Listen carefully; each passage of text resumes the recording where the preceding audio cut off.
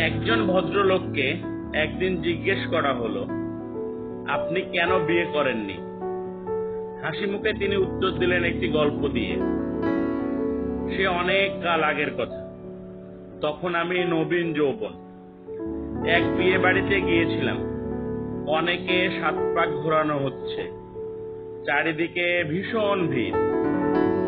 হঠাৎ ভিড়ের মাঝে আমি এক ভদ্র মহিলার বেনারসি শাড়ির আঁচল পা দিয়ে মারিয়ে ফেললাম। মহিলা হঠাৎ ঘুরে দাঁড়িয়ে ঝড়ের মতো অকথ্য গালাগালি শুরু করলেন।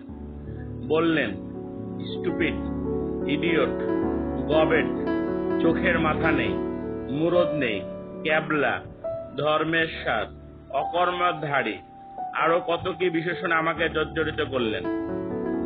কিন্তু হঠাৎ আমার মুখের দিকে তাকিয়ে তিনি থমকে গেলেন। জিভ কেটে বললেন, সর্বনাশ, আমি ভেবেছিলাম আমার স্বামী আমার আঁচল মারিয়েছে। দয়া করে কিছু মনে করবেন না, সরি।